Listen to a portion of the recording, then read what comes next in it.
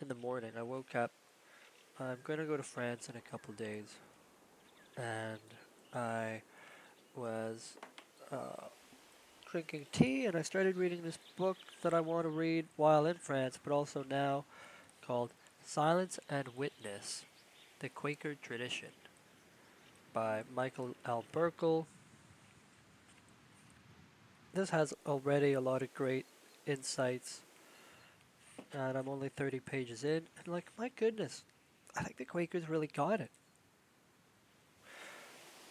They really embodied a radical and simple love of the divine, and it's not bogged down by doctrine. Too many different Christian thinkers have really gotten insistent about specific doctrines and have gotten into big battles about specific differences in their doctrines, and it's just a waste of time.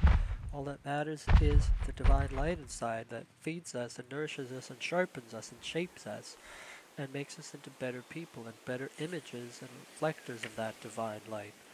And that's basically what the Quakers were saying all along. The cool thing about this book is that it quotes a lot of the early Quakers.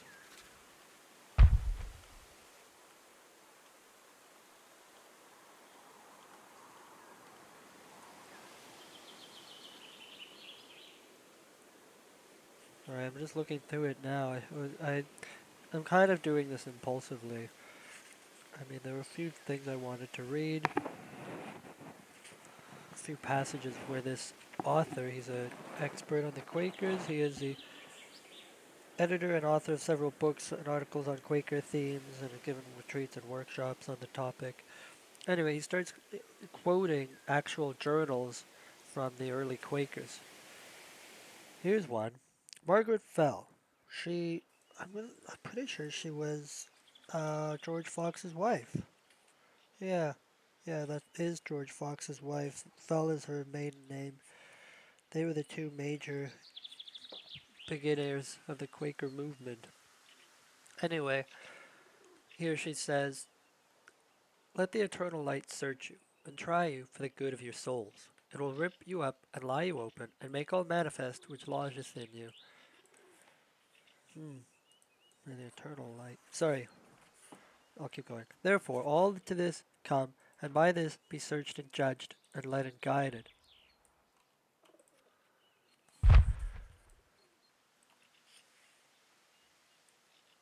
Sure. Quaker historian Hugh Barber has compared the experience of the light among early Quakers to the rigors of modern psychotherapy. Friends endeavored to search out all identifiable levels of self-deception. They realized, for example, that we can escape serious self-scrutiny in an easy, inauthentic self-surrender that then refuses to examine the deeper recesses of self-righteousness. That is so true. That is so true.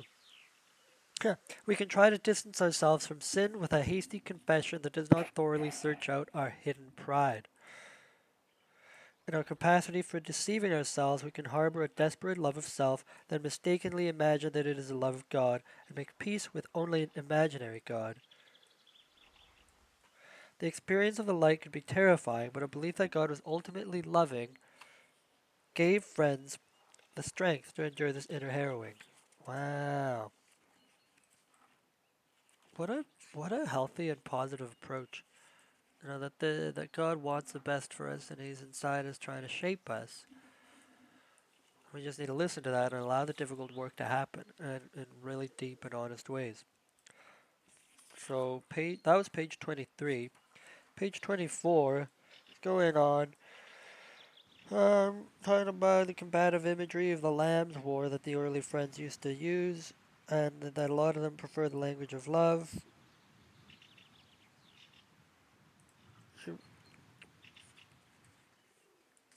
One of them, Sarah Blackborough, writes this about the presence of the love of God.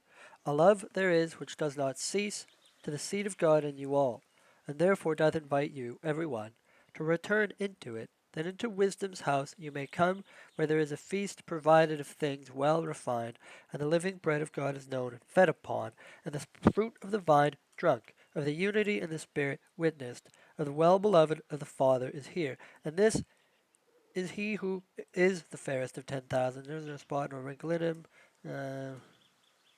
Okay, this kind of. Love is his name. Love is his nature, love is his life. Surely he is the dearest and the fairest. Okay, that's kind of ecstatic. Praising the love of God, the presence of God that is love. That's positive.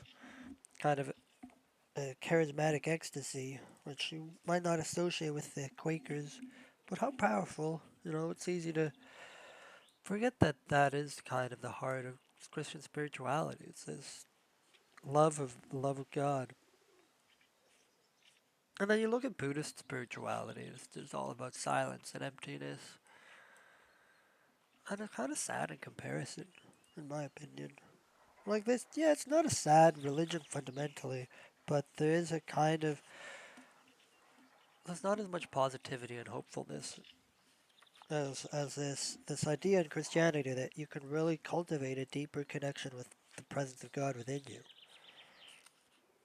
And once you realize you can't transcend your life, either in the Buddhist context of arriving at nirvana, or in the Christian sense of attaining some kind of purification of soul that leads to sainthood, or reaching salvation and eternity after this life.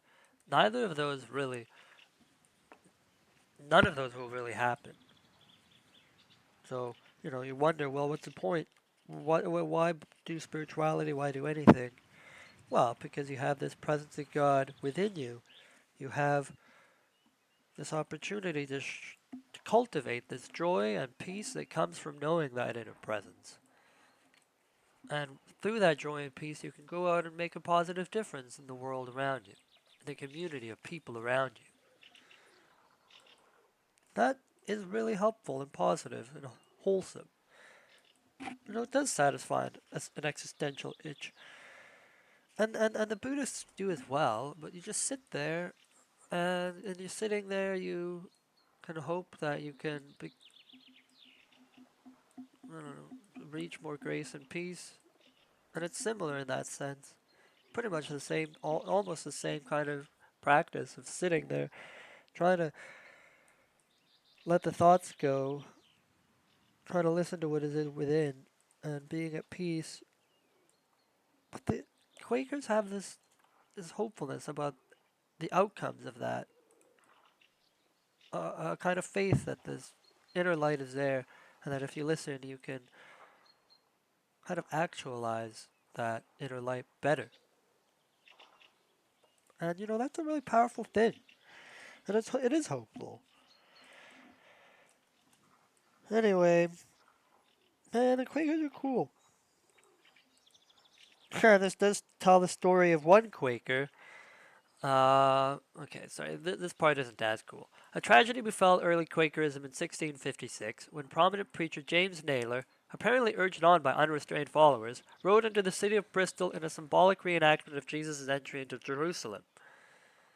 Charged with blasphemy, he was tried by Parliament and narrowly escaped a death sentence. He was publicly whipped through London twice with over 300 strokes each time, his tongue bored through with a hot iron, and his forehead branded with a B for blasphemer. Tough times.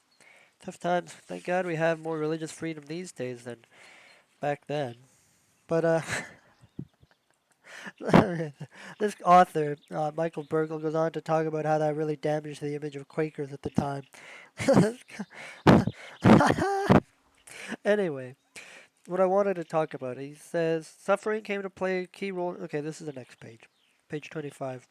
Suffering came to play a key role in Quaker spirituality, as well as a sense of deeper separation from the world's people who persecuted them. Wait.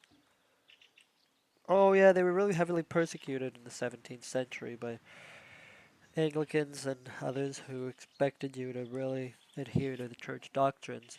And it's funny, we don't talk about that much when we talk about the Anglicans, how they were pretty much a continuation of the strict dogmatic nature of the Catholic Church, just, you know, more open, more tolerant of diversity of theological views within the church, but still expecting you to totally adhere to the dominance and authority of the church. Anyway,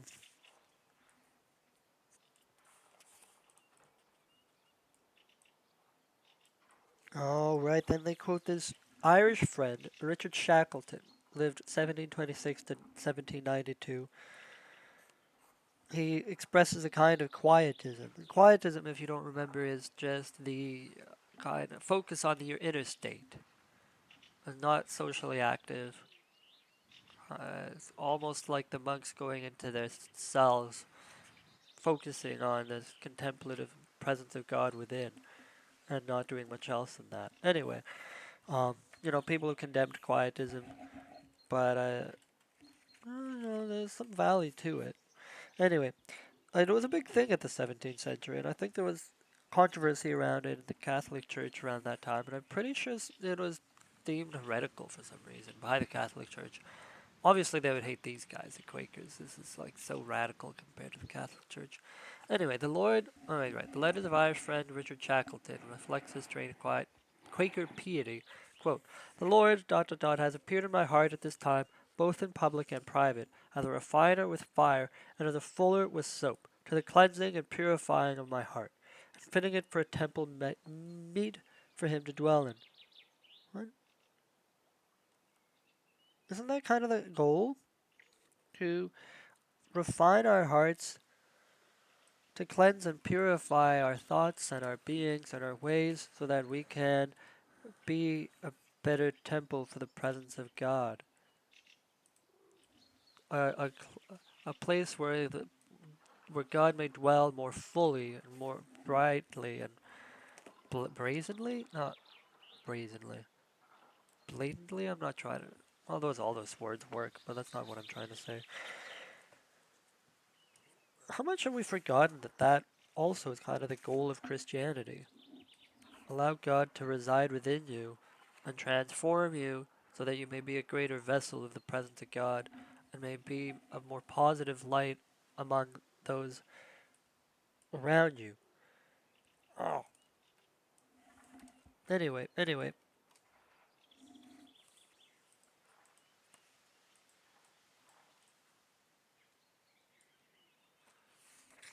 I was just thinking whether I should read more of these quotes from Richard Shackleton. Another reflection on the central transformation of spiritual life. This is page 28. Colonial New Jersey Quaker John Woolman regarded selfishness and greed as a basic human problem. His view was that when we are dominated by selfishness and greed, ultimately we are choosing death rather than life. We are estranged from God. But divine love can purify us from this polluted condition that breeds injustice.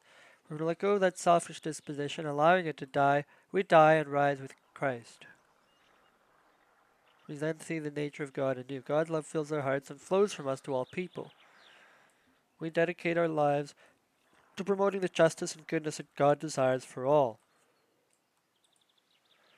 In a passage from his journal brimming with biblical allusion that describes this experience, quote, "No man can see God and live. This was spoken by the Almighty to Moses, prophet by blah blah blah blah. The natural mind is active about the things of this life, and in this natural activity, business is proposed in a willingness to go forward in it. And as long as this natural will remains unsubjected, as long as there remains an obstruction against the clearness of divine light operating in us, but when we love God with all our heart and with all our strength, and in this love we love our neighbors as ourselves, and a tenderness of heart is felt towards all people, even such as who as to outward circumstances may be to us as the Jews were to the Samaritans. And the reformation of our souls manifested in a full reformation of our lives, wherein all things are new and all things are of God. In this the desire of gain is subjected, and employment is honestly followed in the light of truth, and people become diligent in business, fervent in spirit, serving the Lord. Here the name is opened. This is a name by which he shall be called the Lord of righteousness. Wow, that's a vision. What a vision of a more intentional, more holistic, more embodied Christianity, or just a lifestyle in general. See, the beautiful thing is that you read all this language, and the later Quakers too, and you realize it doesn't really matter whether it's about Jesus or not. These guys talk about the presence of Christ, and this author explains that they connect that to the logos, the word uh, used in the beginning of the book of John, which is basically saying that Christ is this inner presence inherent in everything. That's what they believe, and they don't get caught up with doctrine. They don't, especially these days, and even back then. But like, what a beautiful, powerful vision of living out the presence of God. Isn't that the kingdom of God, basically? People trying to intentionally show love to God and to others.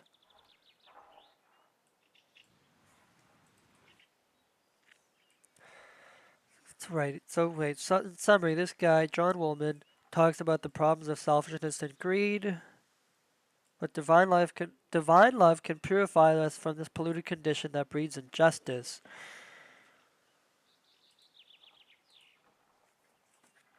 Wow. When we love God with all our heart and with all our strength, then in this love we love our neighbors as ourselves, and a tenderness of heart is felt towards all people. Dot dot dot.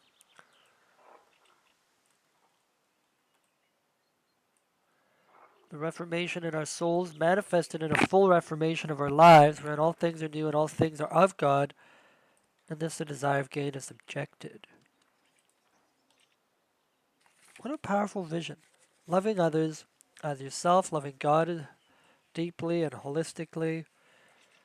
I don't know if I'm just out of touch with mainstream Christian culture. Well, I definitely am. I don't know if I just haven't talked to other Christians in a while.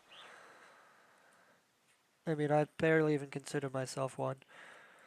I'm not really. I would basically reject a lot of the basic doctrines. Anyway, what's my point? Um, do we hear much of this kind of messaging anymore? This kind of radical devotion to God and to others? What happened to that? Where is that kind of message in modern Christianity or elsewhere? That this life is not about us. This life is not about our own interests as much as the interests of the community around us and the presence of God. You know, we do more for others when we focus more on trying to embody this presence of God in our lives and love this presence of God. What happened to people who really kind of pursue that mentality? I mean, I used to. That was a while ago. Anyway, I'm kind of moved by the devotion that the Quakers have and the simplicity with which they see everything. They get to the point of the matter and kind of focus on that. And the point being, love God and love others.